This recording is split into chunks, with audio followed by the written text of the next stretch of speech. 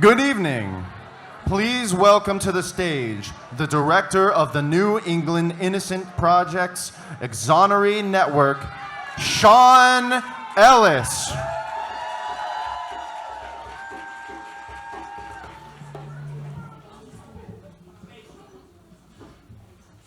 Good evening.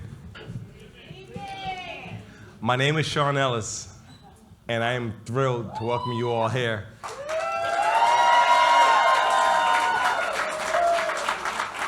To our Voices of the Innocents, Free Us All. I am truly honored to open this program tonight and celebrate with you the 20th anniversary of the New England Innocence Project, fighting for freedom.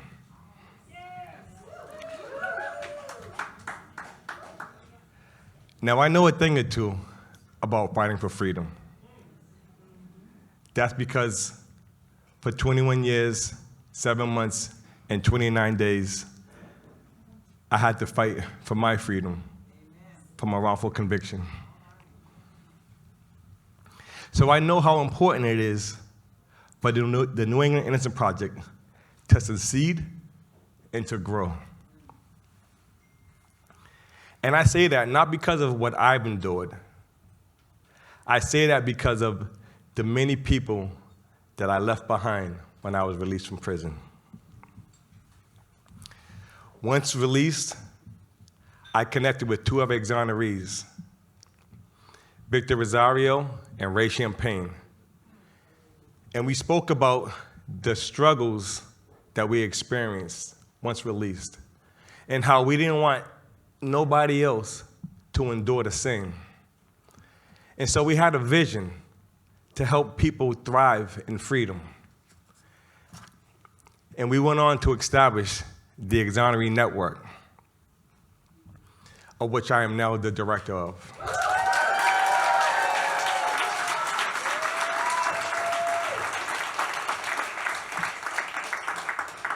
And so, together with the Exoneree Network team and the support of the New England Innocence Project, supporting people thrive in freedom is exactly what we are doing. But tonight, we're going to do three things. Tonight, we're going to learn how the New England Innocence Project, how we work to overturn wrongful convictions and support our community in freedom. We're going to hear from three brave storytellers who are going to share about what they've experienced. And we're going to have the opportunity tonight to join this fight. We're going to make it possible for everybody in this room tonight to be part of that. Today, we launched our 200 challenge, a challenge to bring in 200 gifts of any size to celebrate the New England Innocence Project's 20 years of fighting for freedom. This challenge is intended to include everybody in this room.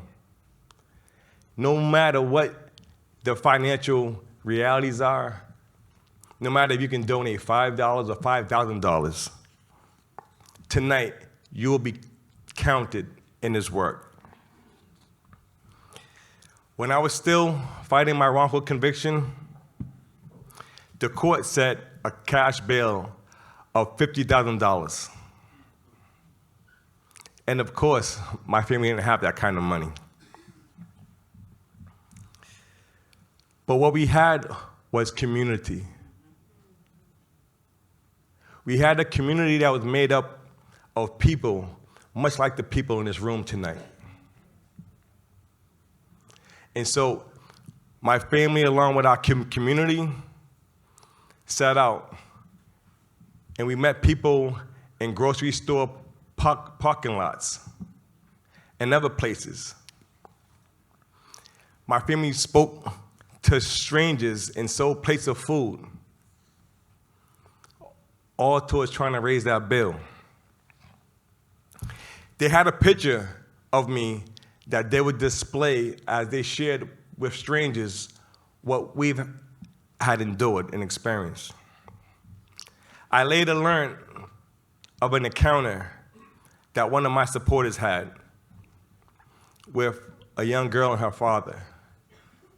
They approached a vehicle that was stopped at a red light, and they asked the father if he would be willing to contribute to my bill. And he declined. But his daughter, she asked her dad if she can contribute, and he gave her permission.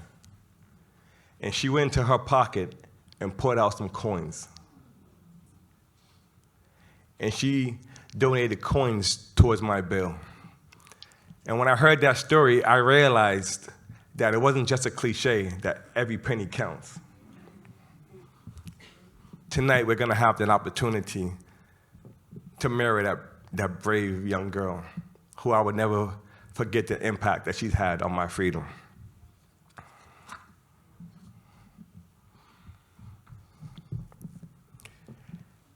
I will never forget the story of that young girl. And I will never forget when the Exoneree Network first received funding from our Massachusetts legislator, funding of $250,000 that came to us through the hard work and the dedication and the commitment of Senator Pat Jalen.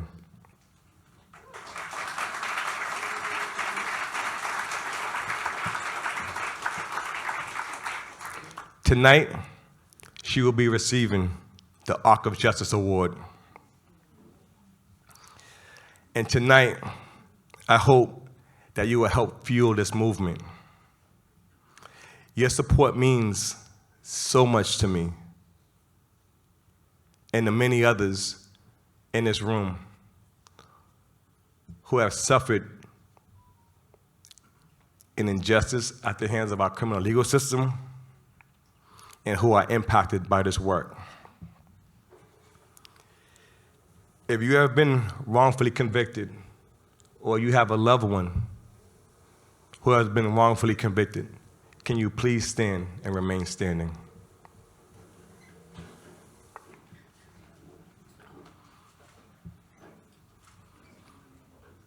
Those who are seated, feel free to take a look around. Collectively, the people here tonight represents more than 825 years stolen.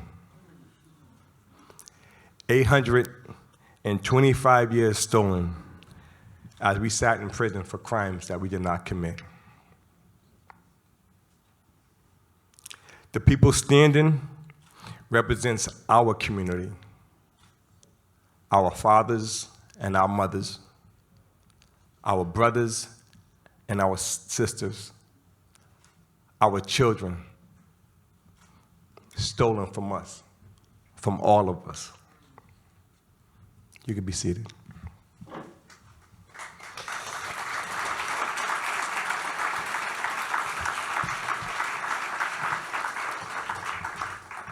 This room, filled with people freed and people who want to support this work, this room gives me hope. This room gives me hope that is sometimes hard to find behind a prison wall. The New England Innocence Project is an organization that is bringing hope to so many. I am excited to share with you tonight the premiere of Making Freedom Possible, a short video about the life-changing work of the New England Innocence Project. Imagine being wrongfully convicted for a crime you did not commit. Imagine being taken from your family and community and being put in a cage for something you did not do. Imagine being faced with dying in prison because no one would believe you. Wrongful convictions are not rare, isolated incidents. They are the result of systemic flaws in our criminal legal system. Since the late 1980s, thousands of innocent people have been shown to be wrongfully convicted. And these cases are simply the tip of the iceberg. Wrongful convictions don't just harm the individual. They create generational harm, devastate families and communities, and disproportionately affect people of color. We envision a New England where no one is wrongfully convicted for a crime they did not commit. And where we invest in community-based solutions for public safety. For more than 20 years, the New England Innocence Project has provided free forensic testing, investigation, experts, and an experienced legal team to exonerate innocent people and bring them home to their loved ones. We use our expertise about the criminal legal system and amplify the voices of those directly impacted to educate and advocate for reforms that drive systemic change and prevent future tragedies. Through the Exoneree Network, we provide comprehensive support to families, Cultivating a thriving and safe community for exonerees and those who suffer from long-term incarceration. We are diverse, Vibrant, Creative, And hopeful. We are wounded but not broken. We are parents, Children, siblings, Friends, colleagues, advocates, and partners to people impacted by the criminal legal system. we believe that none of us are free. until all of us. all of us. all of us are free. But we can't do it alone. Together with our supporters, we can achieve life-changing exonerations while growing the movement for justice. because if we don't fight to change the system that perpetuates these injustices, there will always be more stories like mine. Like mine. Like mine. Join our movement. And together, We can make freedom possible. That's a long road, there's a lot of work to do, but the reward of releasing one person is felt for a lifetime.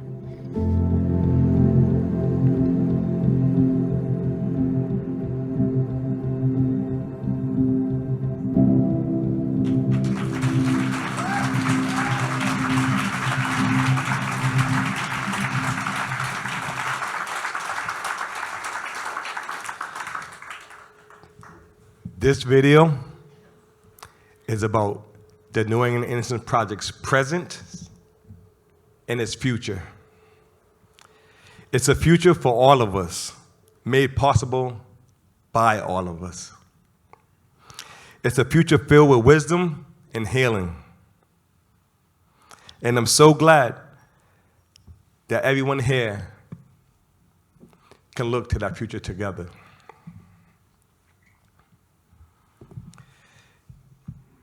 This video features many members of our community, but I want to call out two of them.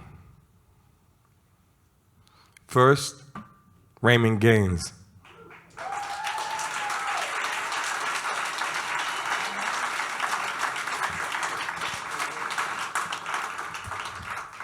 Raymond is a peer advocate with the Exoneree Network. Raymond spent 46 years in prison after being wrongfully convicted of murder. He was freed in April 2021. Exactly 2 weeks ago, the SJC agreed that his murder conviction must be overturned.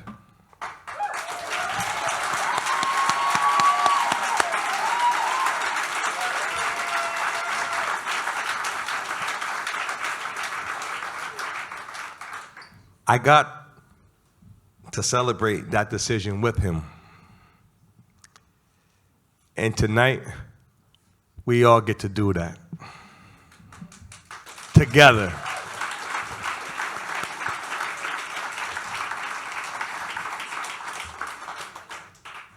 So now, please help me to congratulate Raymond Gaines.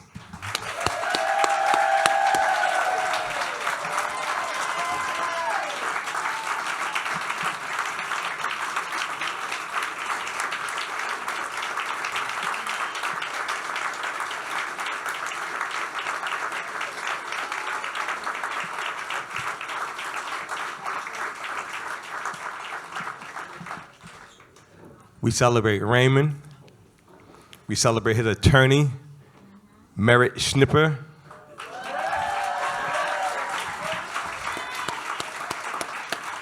Thank you, Merritt.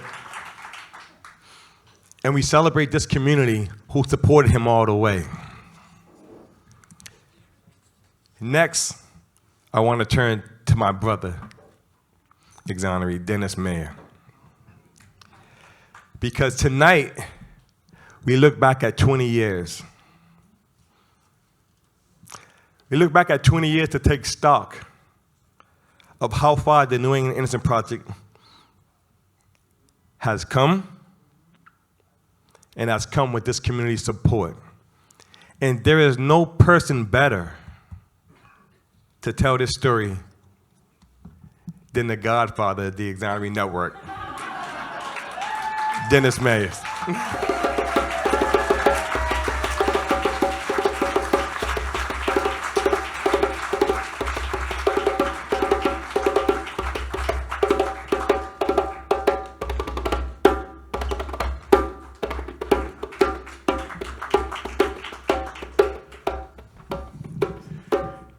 Thank you all for coming tonight. It's been 20 years. I've been involved with the Innocence Project for 31 years. In 1993, I saw on Phil Donahue, Barry Scheck.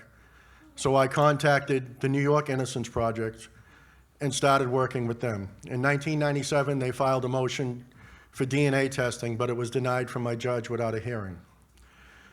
So then later on, a reporter from the Boston Globe came and talked to me, told me my judge was retiring. The day he retired, I called the New York Innocence Project. This was 2000, and told them that could they redo my case. They said no. You need to contact the New England Innocence Project, which was just forming. So I contacted the New England Innocence Project, and they started working on my case. They managed to find evidence. They managed to get the DNA tested, which proved me innocent in one aggravated rape case, a rape case, and an attempted rape case. So they had to do 2 DNA tests. But that was my beginning with the New England Innocence Project. After that, I became involved with the Innocence Project. I started talking in state houses with people from the Innocence Project to create laws. We created laws in Massachusetts, Maine, Vermont. We created a DNA law in in Vermont, which got a person exonerated, which was unbelievable.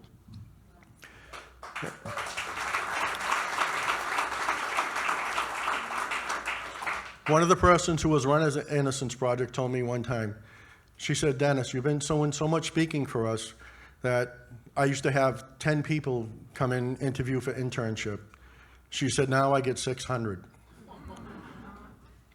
And we started doing more and more. I started trying to set up an exoneree network, but we really didn't know how to go about it.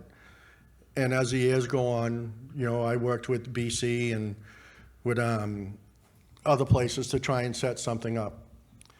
Now Sean has got one running up and going.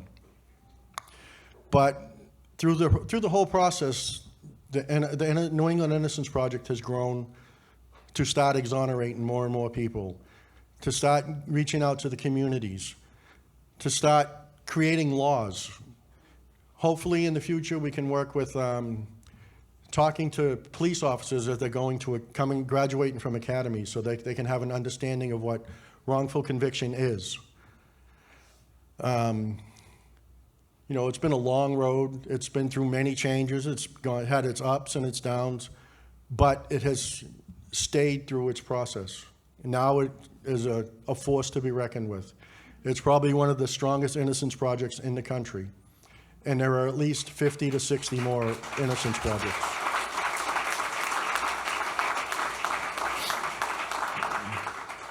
And during this process, I managed to raise 2 kids. One is a welder, one is a registered dental assistant. They've been involved with the Innocence Project most of their lives. It is a big part of my life. I tell Ratha, you need me, just call. And it's what we do. If there's something that can be done, we want to do it. If it can create one person to get out from a wrongful conviction, it affects that person for the rest of his life, but it affects the attorneys too. You know, here we go. My daughter is named Eliza Karen Lucy. The attorney who got me out of prison was Eliza Kaplan.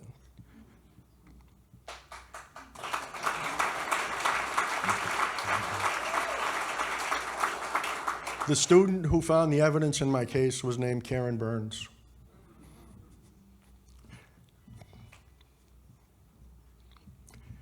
There was no way I could pay them back for what they did for me, so I named my daughter after them.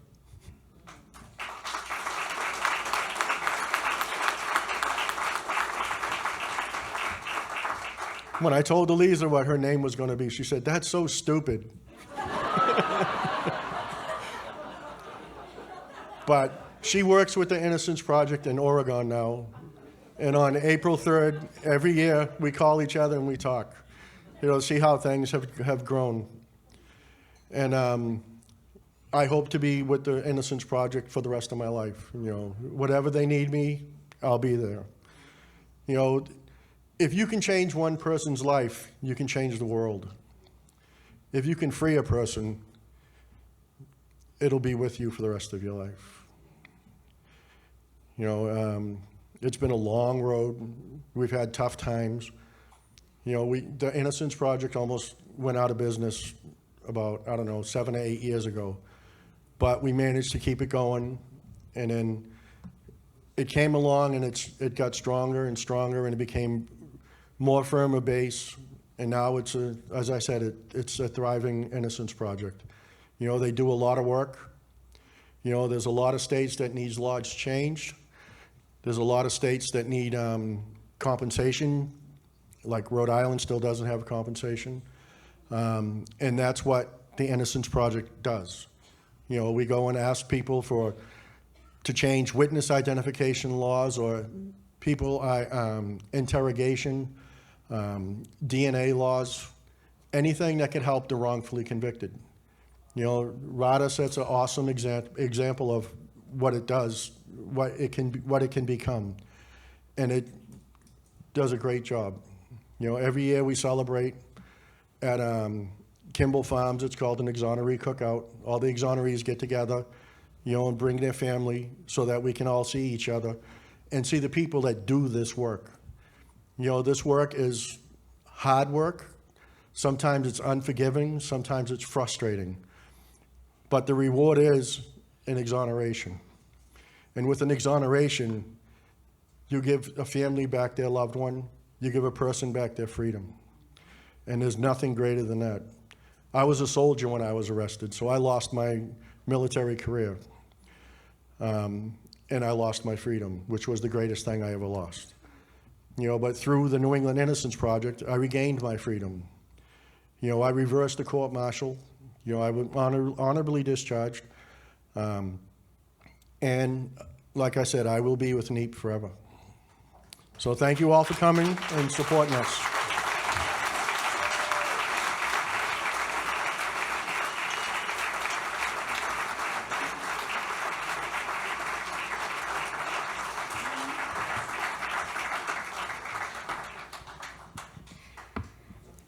Good evening. My name is Radha Natarajan. Some of you know me. I'm the executive director of the New England Innocence Project, and I'm so happy to see all of you here. It is the first time we have ever been sold out.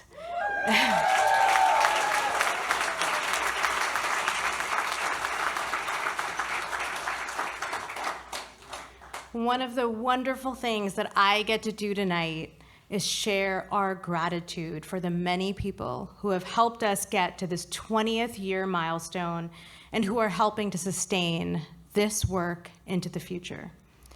I want to start by actually acknowledging some people who are not in the room, but for whom we fight every day.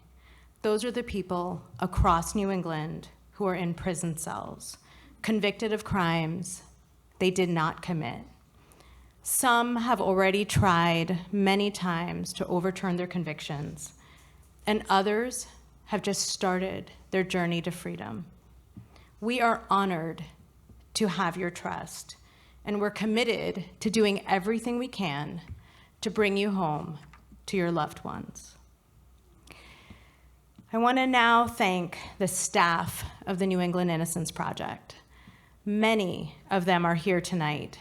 All are dedicated, capable, and deeply kind people, exactly who you would want to be your colleagues and friends. And I feel so grateful to get to work with them every day. I also want to thank the many people who volunteer their time and their wisdom to the New England Innocence Project, from the Board of Trustees, to the Development Advisory Board, to the Anniversary Host Committee for tonight's event, including our honorary chair, Devin McCourty, who unfortunately could not attend tonight, but who has been such an important supporter of our work. Finally, I want to thank our incredible production partners, without whom we would not be able to create this incredible, magical night every year. I want to highlight one of those partners now. You should have all received a program card for tonight's event that was placed on your seat. The card is a unique and special piece of artwork that was made specifically for this event by our partner, A Revolutionary Press. I want to tell you just a little bit of how this was made. The design was hand-carved in linoleum. It was inspired by our community. The colors were hand-inked using a paintbrush and letterpress. The lettering was created by hand-set metal type. That means every single letter hand-set. Each sheet of paper, that means each one that you have, had to be run through the letterpress 4 different times by hand to ink each piece of the design. And because it went through this painstaking process, each and every print is a unique piece of art, and we hope you will take this keepsake home with you and remember how meaningful it was for us to celebrate this occasion together.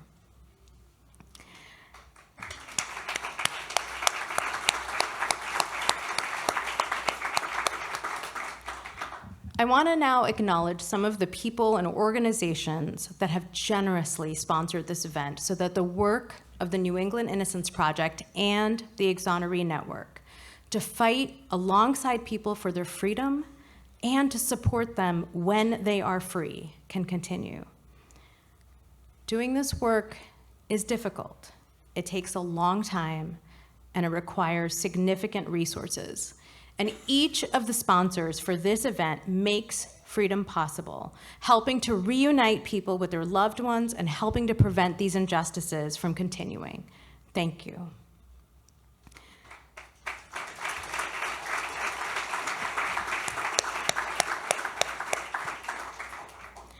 I want to also recognize Joe Savage, who's come a long way to be here tonight and who is one of the founders of the New England Innocence Project.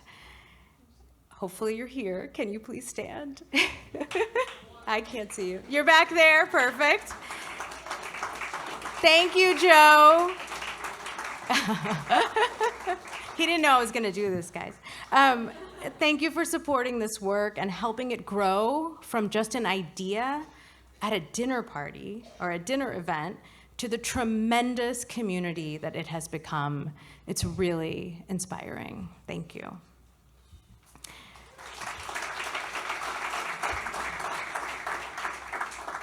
And now, I want to share our collective gratitude for the 3 amazing storytellers.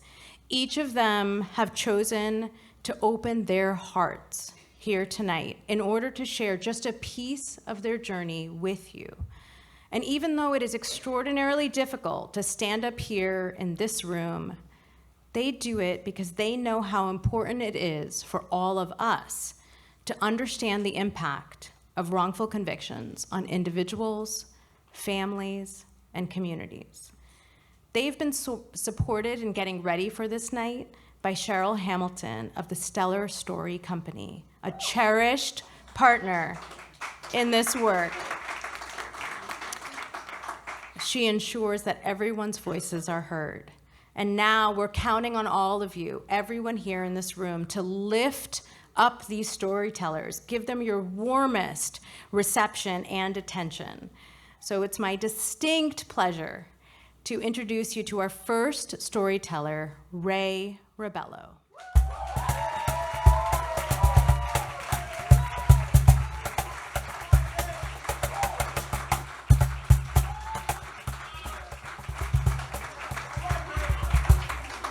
Ray was wrongfully convicted for 2 Holyoke murders and spent 33 years in prison for crimes he did not commit.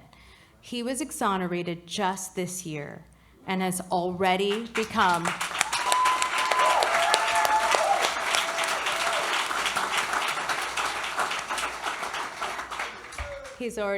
such an important part of the Exoneree Network community. Tonight's his storytelling debut, so one more time, an enthusiastic welcome.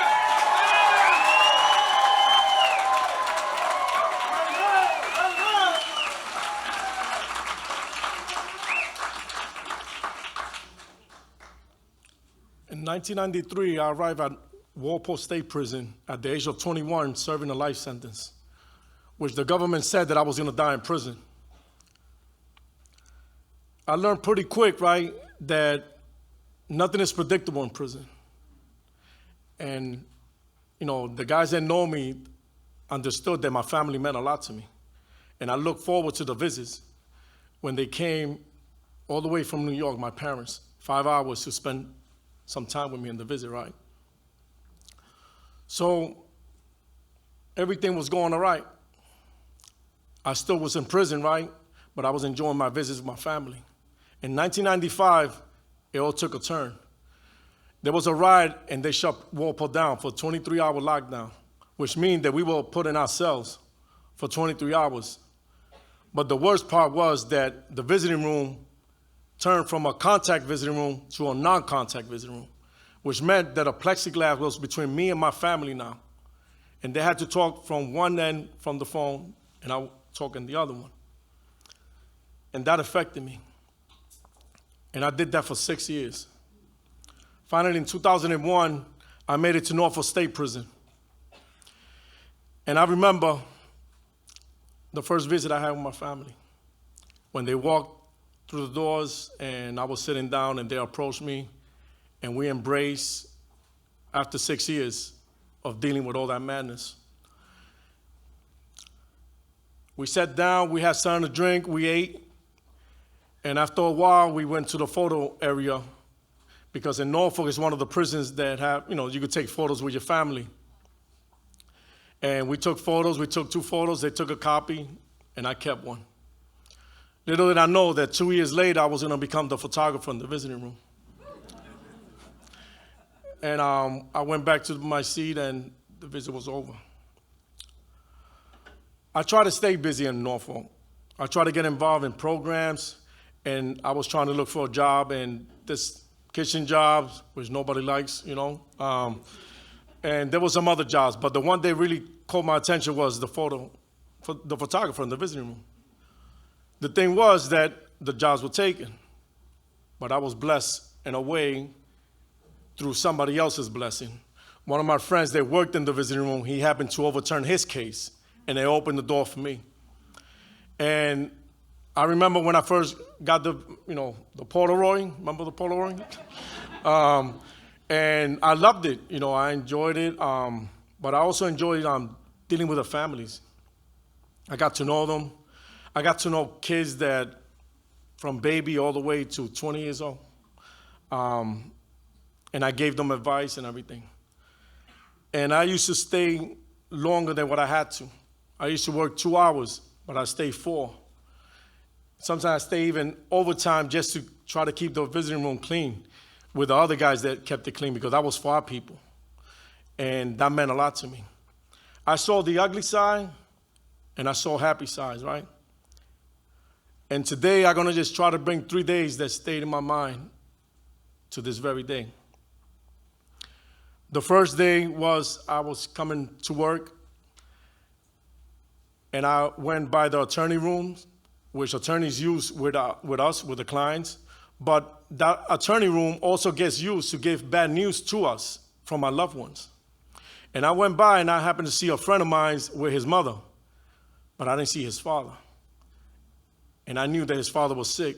And what that meant was that they were breaking news to him that his father passed away. It kind of touched me because I got to know Jamie's father. We always used to joke around. He always wanted to buy my chain. For some reason, he loved it. And I said, nah. And that was our little joke. But it was tough because I went back to my office and I came out with some napkins and I went to express my condolences and give him some napkins to clean their eyes.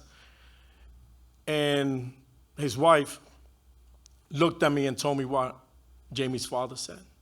He said so many good things about me and the jokes that we used to have in the visiting room. And I just said my condolences and I just walked away. I filled out a sympathy card. I directed it, I addressed it to Jamie, and I let him, get it after the visit. The second day was in January.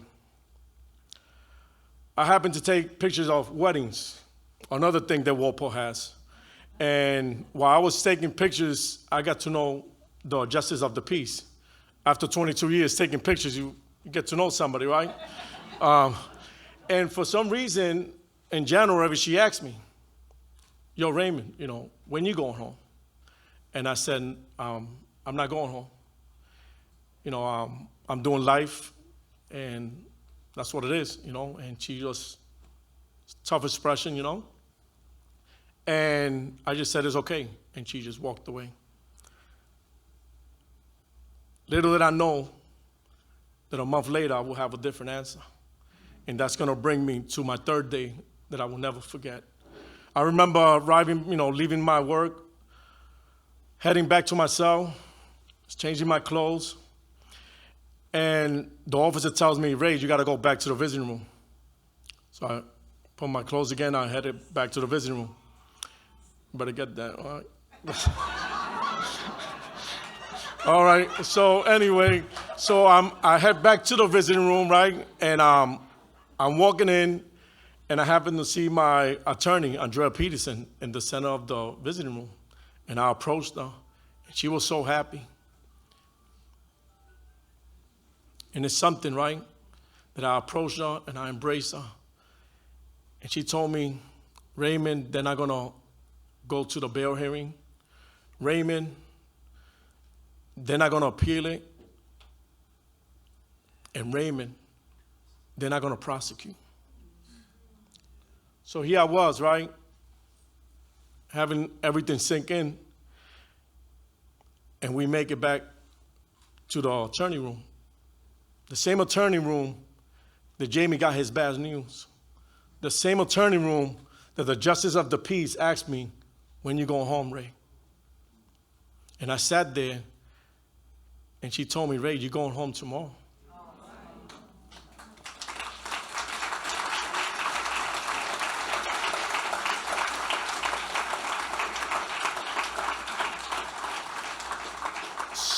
So you get something like that and you start processing, right? What happens is that tomorrow was February 29th, my mother's birthday. And it just made my day. So I'm here to say that I go through Facebook once in a while, just looking through the thing, right? And it's funny because I see photos that I took in the visiting room.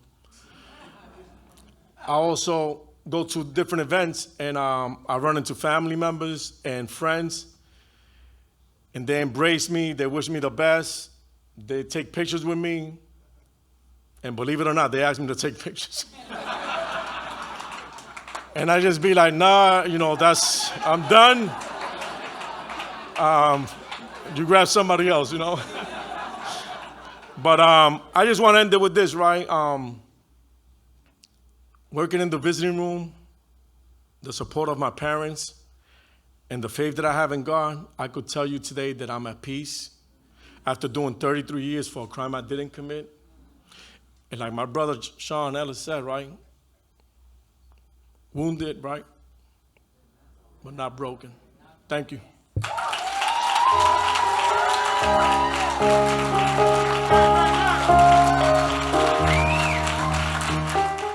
Thank you, Ray, for leading this program for tonight and for sharing with us those 3 days that you will never forget.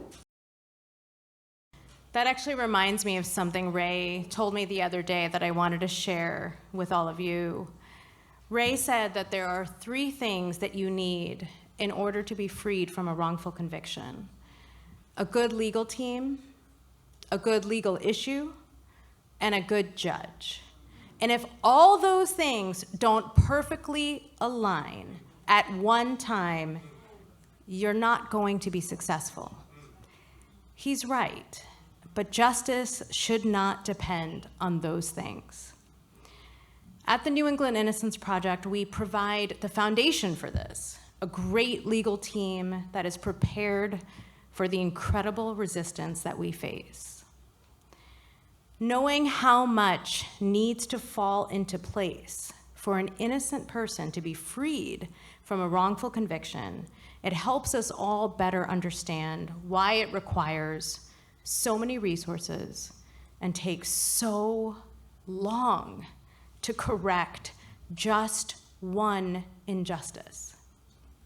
And during all of that time, life continues, both inside and outside those prison walls. And as Ray described, the prison visiting room is kind of the in-between space. It's a room that's full of love, but also longing. Ray's perspective was from coming to that room to be with his family and then leaving that room to go back into the unpredictable prison world. But what about the family members who leave the visiting rooms and can walk out of the prison? Are they really free? I appreciate our next storyteller so much because she is representing tonight some of the people who may feel forgotten in the tragedy of wrongful convictions. I'm thrilled to introduce you to Sharday Taylor.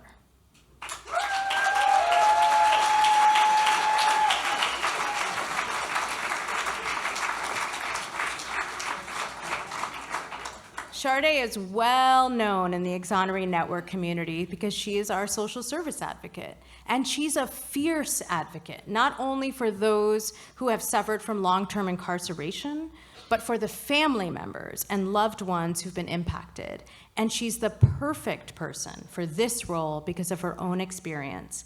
She was only 3 years old when her brother, Sean Ellis, was wrongfully incarcerated. Please give Sharday a very warm welcome.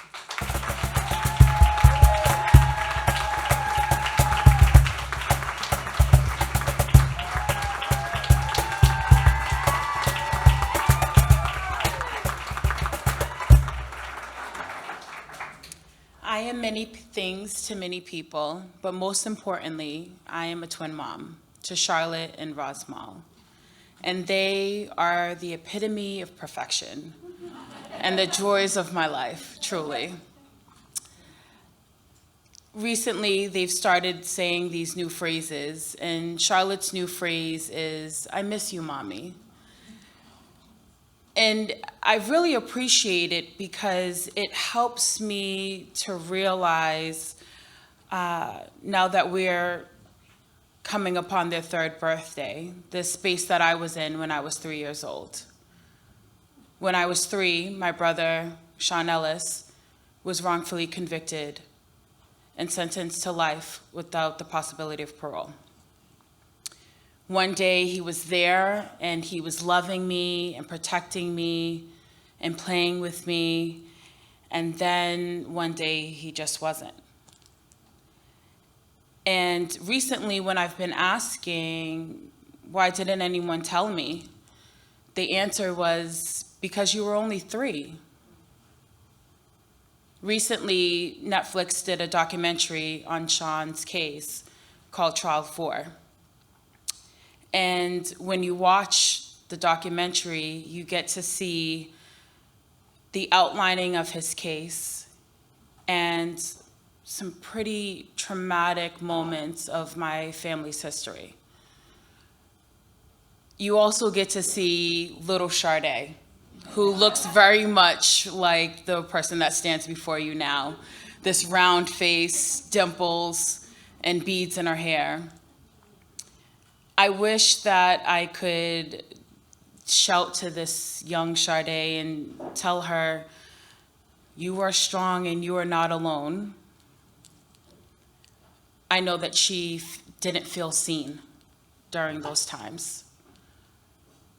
So when Sean came home and during his reentry process was invited to the Innocence Conference in California, he was very excited. This is an opportunity for exonerees to get together with their support people and celebrate their free but fighting status or their exonerations. And so when he asked me to be a support person, I was more than happy to do that. I was used to being a support person to someone. My life was in social work. I was a DCF social worker for a while.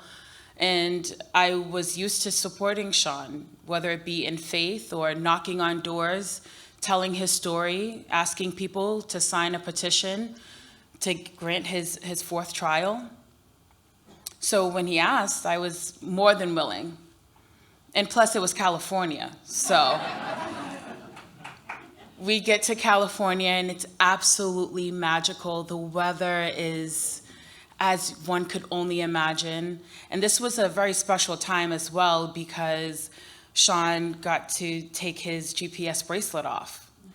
And so to see the joy in his face, getting in the pool, can't even describe. But then the next day, that's when the hard work really began, right? So the exonerees go with the exonerees and the support people go with the support people at one point in this conference, and I walk into this room. And in this room is, I see just a bunch of older faces.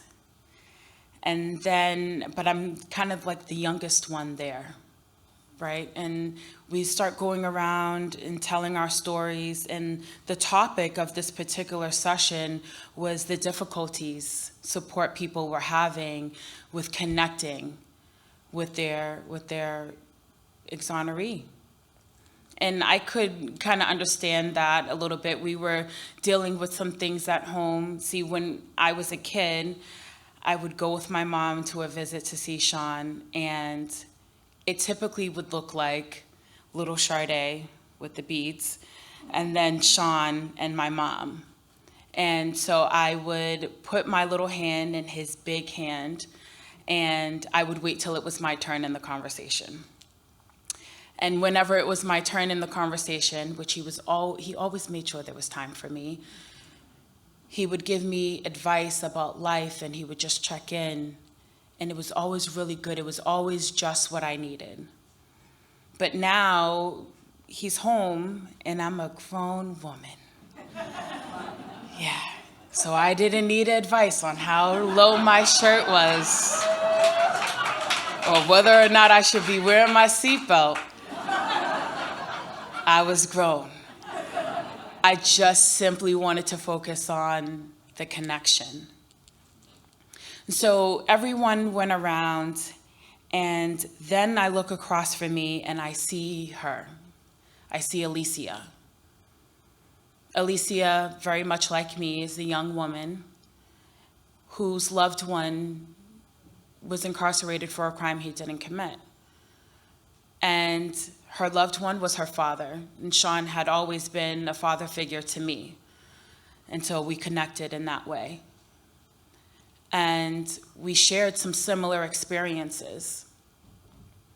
So when it came my turn, I really took, it felt like all the courage I had to tell my story and just lay it all out on the line. Because we were used to, my mother and I we're used to being very careful about how we addressed Sean's case or anything because we wanted to be mindful. He still wasn't exonerated at this point. And after it was all said and done, Alicia came over and she hugged me and she thanked me for sharing, and we shared a hug that was so tight that it made me cry. And in that moment, I felt sisterhood, and I felt seen, and I felt connected. Very much different than the little girl I saw in the Netflix documentary, seeing her, that little girl, in that courtroom space. So I felt empowered enough to now go home and tell my story. And I have the pleasure of doing so now as the social service advocate for the Exoneree Network and the New England Innocence Project.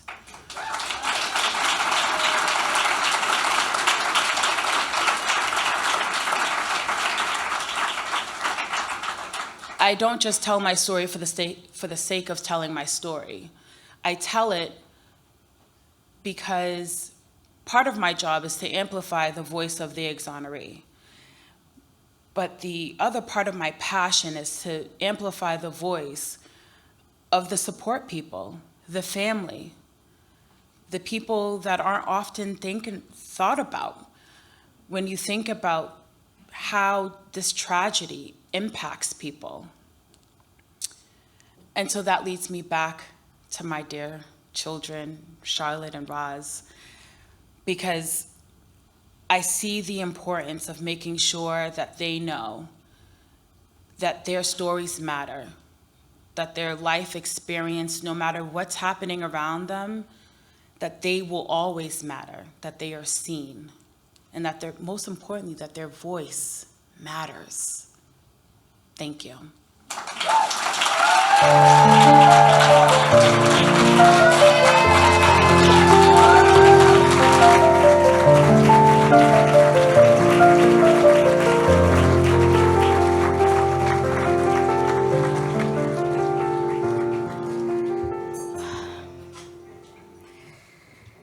Shardae's not really used to the spotlight, and I'm just so grateful for her taking it on tonight.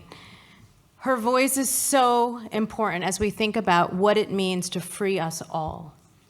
The earthquake of a wrongful conviction may strike one person in one location at one time, but the aftershocks and the reverberations extend beyond that space and time to family members, generations, crime survivors, communities, and to all of us. And I know that that's why Shardae devotes herself to the Exoneree Network, which is unique in how it envelops and includes individuals and their loved ones. Reuniting families and rebuilding relationships and freedom, that is an essential part of our work. Our last storyteller inspires us and reinforces our commitment to these goals. I'm so excited to introduce you to James Lucian.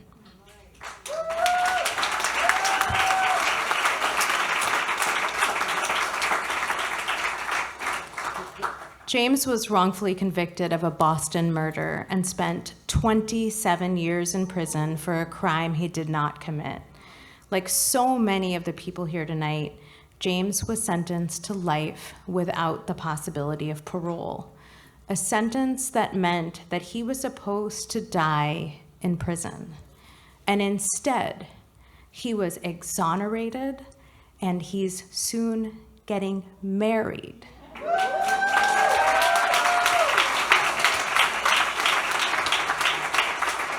Please welcome James Lucian to the stage.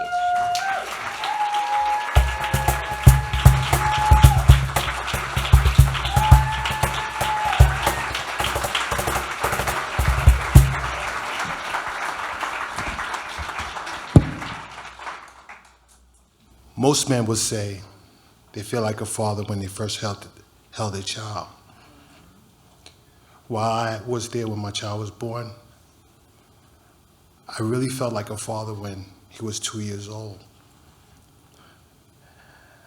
I just came from work from Strawberry Records, if anybody remembers Strawberry Records. Right? And normally he'll be there waiting for me to give him a shower or bath and tell him a little story, but that night he was asleep, so I woke him up. When I woke him up, he had this smile on his face, like he won $1 million. He had a smile, was like from ear to ear. He reached out for me to pick him up, and I picked him up. He gave me this big hug, pulled back, kissed me on my lips, and said, "I love you, Daddy." And whatever stress I was feeling that day, anything that had happened that day, just melted away. He showed me that unconditional love that my mother used to show me before she died when I was 15 years old. Moved forward a year later, while I was at home, just relaxing, and I heard the doorbell ring. I went downstairs. There was 2 detectives standing there telling me, "Are you James Lucian?" I said, "I am." "Well, we have a warrant for your arrest for first-degree murder." "What?" "First-degree murder. You know what you did." "I didn't kill nobody," I told him. I didn't kill nobody. "Well, turn around." I turned around. Right before I was about to leave, I asked the officer, "Officer, can you do me a big favor?" He said, "What?" "Go upstairs on the dresser. You'll find my Bible, my wallet, and you will find a little frame with a picture of a little boy wearing a black jacket with red stripe. And that was a coat that I bought for my son. Whether you want to know it or not, he's going to tell you, "My daddy bought this. My daddy bought this." We moved forward. Almost 8 months later, I'm at trial, and they found me guilty. On the day of my sentencing, there he was standing there with his mom. I walked into the courtroom. He looked at me. I waved at him. He waved back at me. They said the judge told me to stand up. He read out my sentence. He said first degree without the possibility of parole. To me, that means death by incarceration. After all was said and done, they put the handcuff back on my hand and trying to bring me back to the cell that I was. And before I left, I said, "Officer, can I hug my son for one last time?" I said, "Come here." He gave me a hug. That same little hug that he gave me when he was 2 years old. I said, "I love you, little buddy." I said, "I love you too, Daddy." Went back to my cell, and I vowed that day, I'm not going to let my son to be like I was. I didn't know my father, never knew him. So I'm not going to let that happen, no matter what, whether I'm in prison or not. So I vow I'm going to write him every single day, tell him how much I love him, how much I care for him. I want him to behave and be a good boy. I did that. For 10 years straight, I wrote him. Until the last, perhaps, by whole month started, where the letters that I've been writing to him every day, but that for that month, start coming back to me. Return to sender. Return to sender. Return to sender. Mind you, when the guy's in prison, mail and visit is very important. It's give you a sense of hope that people out there still thinking about you. So when that mail keep coming back, I'm asking myself, what's going on? What's going on? Interestingly, it was that same month, around the same time, where I got a letter that I didn't want to receive, but I received it anyway. And it says that my conviction for first-degree murder has been affirmed, adding to my anxiety that I'm going to die in prison. Now I'm not hearing from my son. Everything's falling apart for me. You know, the stress of not You know, your freedom's been taken from you. The stress now your family's now is taken from you. So with that stress, with that mindset, the hopelessness, frustration. So one morning, going downstairs, going to chow hall, a guy decided he's going to cut in front of me. It had nothing to do with the guy, mind you, but it was the stress. And before we know it, we got into a physical alteration. We were sent to solitary confinement, where I basically said, yo, I did it, so what? I just didn't care anymore. I lost my life. And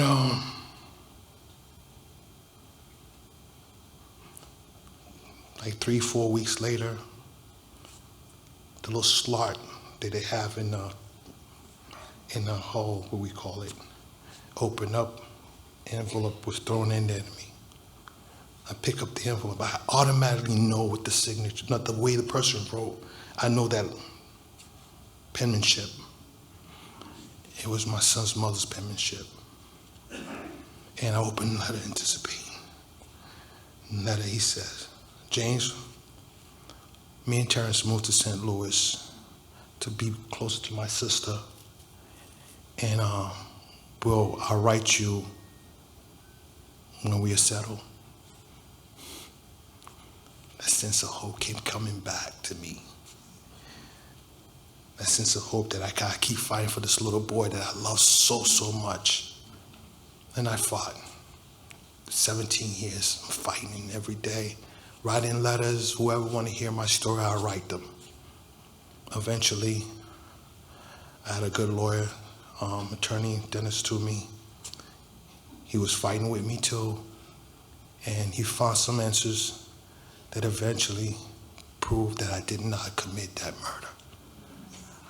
I was exonerated on December 7th, 2021. Now,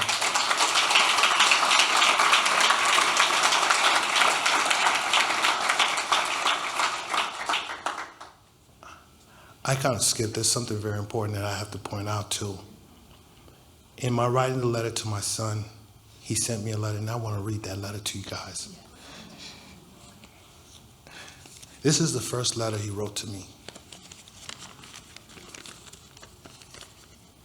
He said, Dear Daddy, you've been far away, and I know I miss you. I know you miss me, and I miss you too.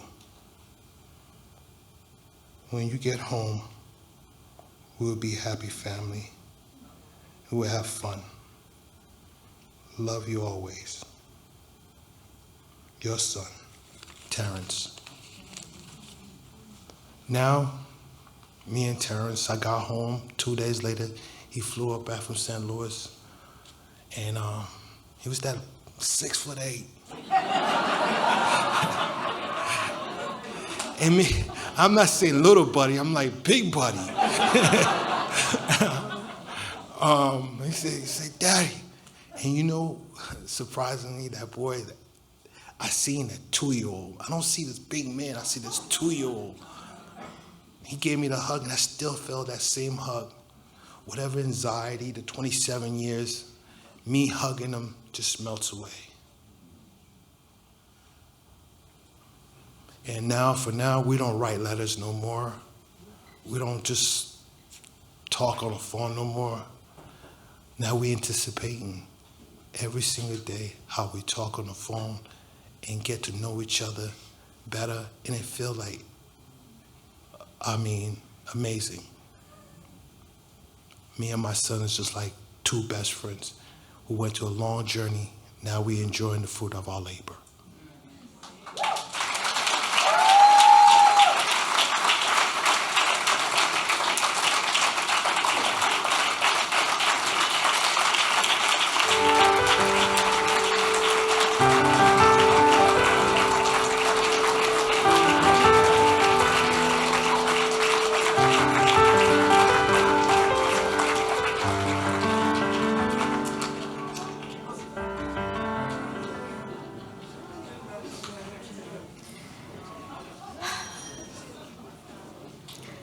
Thank you so much, James.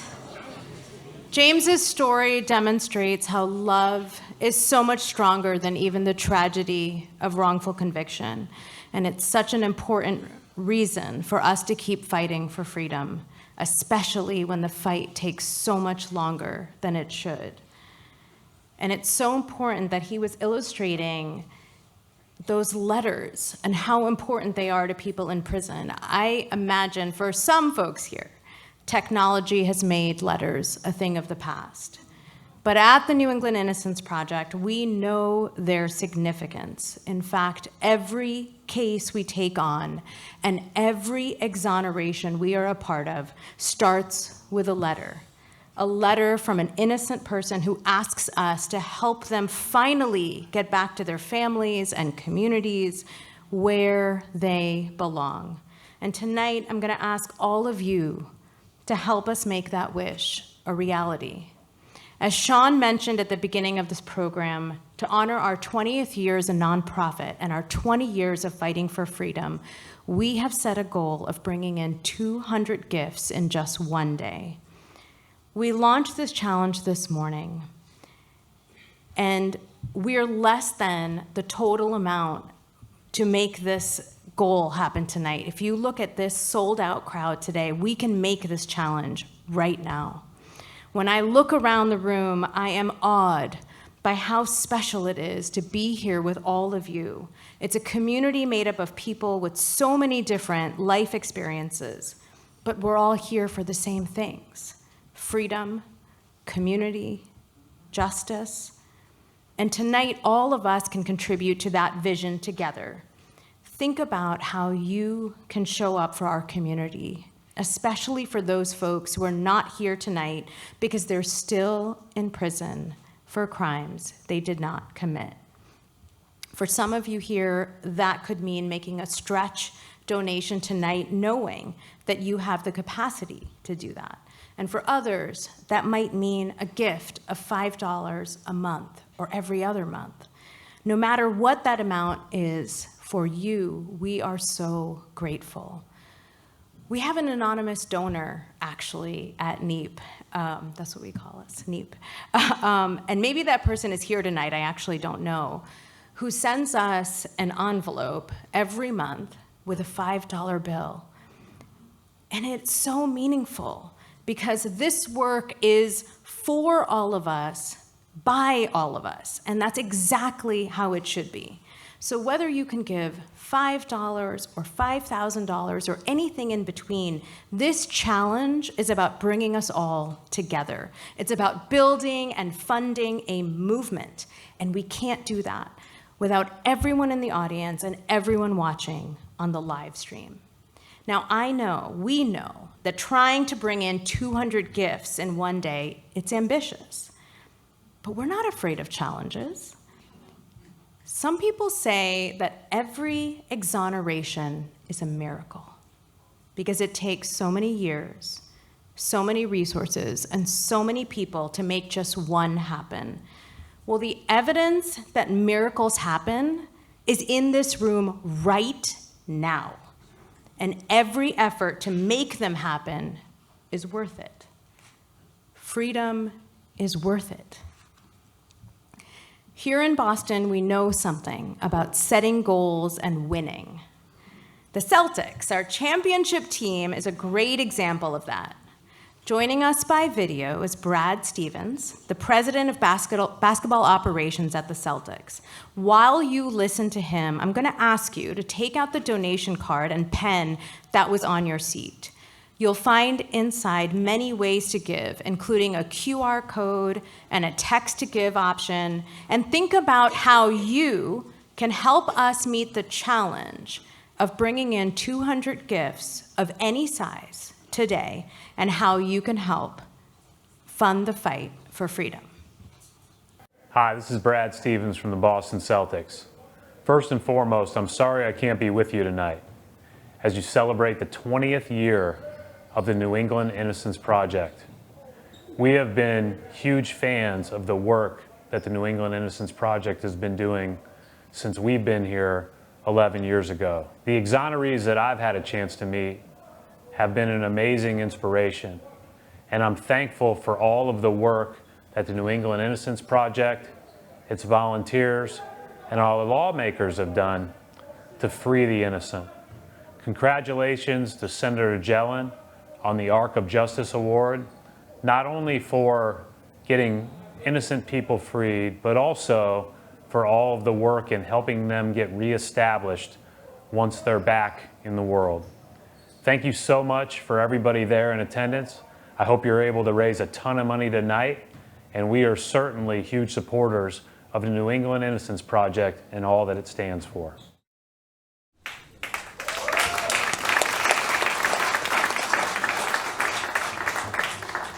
Brad's connection to this work came from hearing about wrongful convictions from one of his college teammates who had just finished law school. That's when he first learned about wrongful convictions.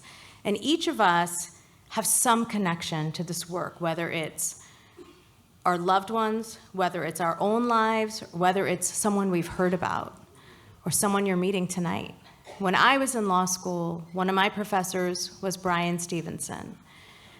It was in that class that I first met an innocent person who was sentenced to die in prison.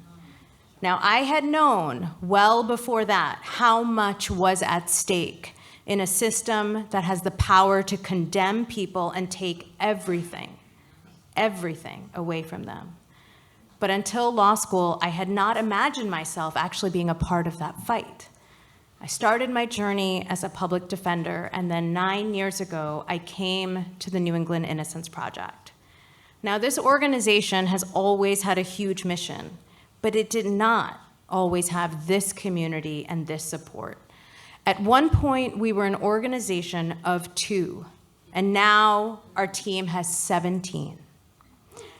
At one point, we might have filled just a few seats in this room with people freed from prison and their loved ones, and now I can see rows and rows of formerly incarcerated people that I know and care deeply about alongside their loved ones. Now we are a growing community, a movement that rises to the occasion of any challenge that we face because we know that we can do it if we are together. So when I look back at the last 20 years of this organization, when I think about what is possible for its future, our future, all of us, the thing that has changed is actually that you've become a part of this. And that's why I know we can meet the challenge tonight. It's actually not too often that we hear about something that we want to change, and then we have the opportunity to do something about it. But tonight is that opportunity, because tonight you can directly support this life-changing work. Whether it's freeing people from prison, or preventing wrongful convictions in the future, or supporting people after release, your gift can change lives.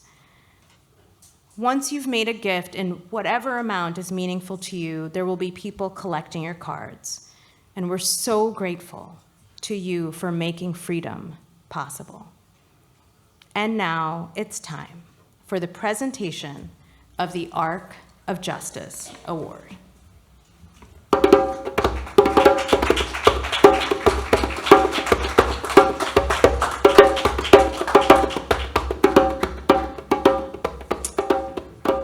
Good evening, everyone. My name is David Siegel, and I am a founding trustee of the New England Innocence Project, and currently its board chair. It is my honor tonight to introduce the 2024 Arc of Justice awardee on the occasion of our 20th anniversary as a nonprofit. The Arc of Justice Award recognizes the special contributions of a community member who bends the arc of justice of the moral universe toward justice. The principle behind the Arc of Justice Award is that it only bends toward justice when people pull it there. It does not bend on its own. Before I turn to tonight's awardee, I want to recognize past recipients of the Arc of Justice and Marching Toward Freedom Awards. Some are in the audience tonight, and we are so grateful for your continued contributions to this community. This evening, we have the privilege of honoring an outstanding political leader who has devoted her time and heart to wrongfully convicted people and their families so that their long-fought freedom can be a time of joy and reunification. Tonight, we honor the compassionate leadership of Massachusetts Senator Patricia Jalen, a friend of the New England Innocence Project for more than 20 years. Senator Jalen has helped people understand that when someone is exonerated and freed, they are not automatically given support or assistance from the state that wrongfully convicted them. Too often, even after an exoneration, freedom can be difficult and isolating. For over 2 decades, Senator Jalen, Pat, has worked to pass landmark legislation to financially compensate victims of wrongful convictions, working directly with people who've been exonerated, their loved ones, and advocates. Senator Jalen has tirelessly fought for people who have endured the trauma of wrongful imprisonment, ensuring that they are fully supported in freedom. She has championed funding for the Exoneree Network to provide direct support, including housing, financial stipends, therapeutic spaces, and more, to create a thriving community for families impacted by long-term incarceration. This program, as you've heard, has been a lifeline to hope and healing for individuals and families. We are tremendously grateful for the humanity and understanding Senator Jalen has brought to the floor of the Massachusetts legislature. Without her strength in bending that arc of justice, too many people would have been left alone to fight their way back to a life they deserve. It is my privilege to ask Senator Patricia Jalen. Pat, please join me on stage to receive the New England Innocence Project's 2024 Arc of Justice Award.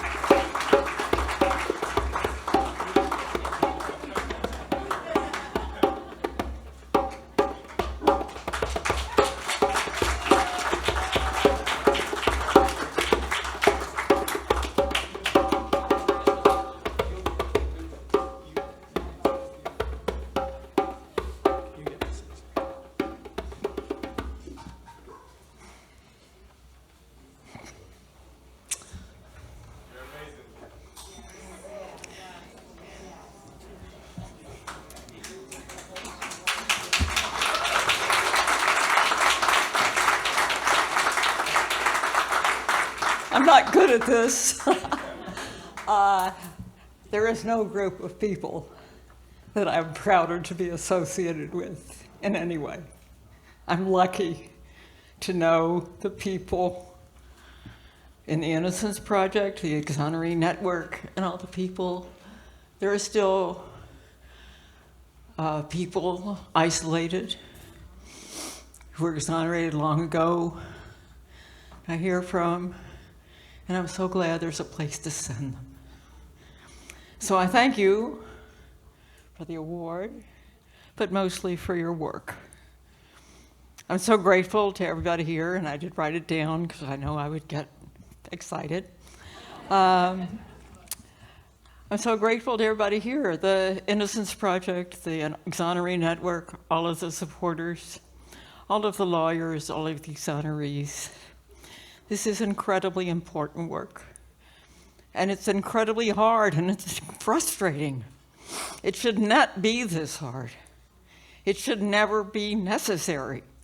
But when someone is released after years of decades in prison, it is so amazing. Now the Exoneree Network is doing such incredible work, building a community of support and advocacy and storytelling, and that's what we're here for tonight, and I'm so glad I got to hear these stories, which you've had in other celebrations. I'm here to tell you how powerful storytelling is. People ask me why I got involved with wrongful convictions. Long ago, when I was a state representative, I read about two men, both wrongfully convicted as teenagers and exonerated after over a decade. It's not an uncommon story, unfortunately, but at the time we thought it was uncommon. Lawyer Johnson, that was the last man on death row in Massachusetts, he was exonerated in 1982 and came out with no job, no home, no supports. He got absolutely no help from the state that had taken his freedom, and he struggled the rest of his life. Bobby Joe Leister was exonerated a few years later, and his lawyers managed to get the attention of Speaker Finneran and the legislature and to vote him an annuity which paid him over $1 million over time. He went on to a long and successful career as a youth worker. The contrast of Lawyer Johnson and Bobby Joe Leister's stories was so stark. I thought these solutions shouldn't depend on case-by-case decisions by the legislature. It takes a while to get things through the legislature. I think I have a couple of colleagues here, Senator Miranda and Senator Eldridge, at least I saw. It takes a while, and it doesn't always work. So I started filing bills for wrongful convictions to set up a process, and it took us till 2004 to pass that bill, and there are people in this room who helped. One I saw tonight for the first time in a long time is Ann Lambert from ACLU. 2004 is the same year the New England Innocence Project was founded, and the law had, at the time, a $500,000 limit. Lawyer Johnson was one of the first. Apparently not. Apparently Dennis Mayer was the first. But Lawyer was one of the first to file a claim and was so desperate for money that when the Attorney General contested his request for compensation, he settled for $275,000. That's $27,000 a year. I don't think anybody of us would take that to be incarcerated for a year. Unfortunately, that still happens it continues to happen after we raised the cap in 2018, that people settle for less because they can't wait. So we're still working with many of you here, including the leadership of Radhanaj Radham, I never got it wrong, and Sean Ellis and the Exoneree Network, and with the help of my dedicated Chief of Staff, Matt Hartman, who's here with me tonight, on another reform bill to improve it. Sean Ellis is another example of the power of stories. At the beginning of COVID, a lot of people were watching a lot of television, and we saw his story, Trial 4. His story gripped people in a time of broader reckoning. And I'm just curious, how many people did see Trial 4? I bet it's a lot. I would say a clear majority, thank you. It's incredibly effective when exonerees tell their stories to their legislators, and Sean helped organize that this year to have people come in and talk to us. It's very hard for us to say no. So we're here tonight to listen to stories and tell stories and be inspired by them to work to free more innocent people and get them the support they need. And I want to lift up also the power of persistence. The men, and a very few women, who have been exonerated are among the strongest people I know. They faced not just the trauma of prison, but the added trauma of knowing that they were being punished and condemned for something they didn't do. But for years, they kept believing that justice, even though delayed, was possible. They kept working for years for their own release, and now they're working to care for each other. When I learned about Lawyer Johnson and Bobby Joe Leister. We thought wrongful convictions were uncommon. It's way too common. And now probably over 100 people in Massachusetts have been found innocent and set free. So the work continues to release more innocent people, to stop the practices that lead to unjust convictions, to reform the Department of Corrections, and to provide more adequate and timely compensation. As David Siegel says, the arc of history does not bend itself, but with your stories and your voices, I believe we can continue to bend the arc of history towards justice, and thank you for all you do.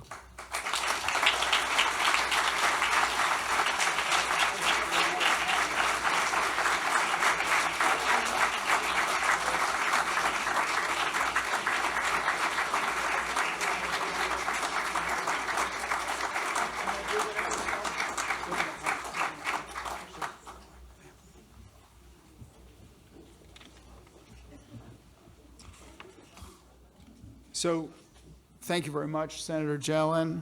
I'm going to ask you just to stay here because we have a very, very special anniversary to celebrate. Just to put a little context on this, 20 years ago, there was no compensation bill, compensation law. There was no law providing access for testing of evidence in your case. And many of the people who stood up, who had been exonerated, had already spent decades in prison. I hope that Ratha, Sean, Dennis, and the three storytellers will also join us on stage as we bring out a ceremonial cake to mark this important milestone for our organization. All right, make some noise.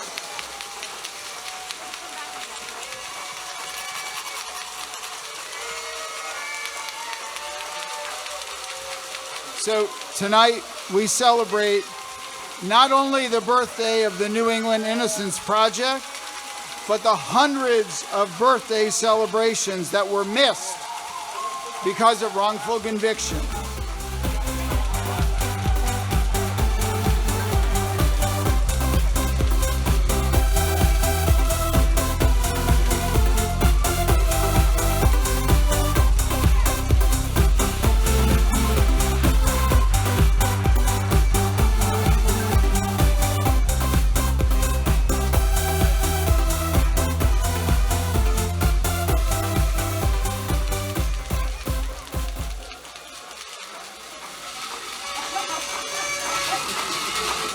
So I'm going to ask everyone in the audience on the count of 3 to blow. 1, 2, 2.5, 3.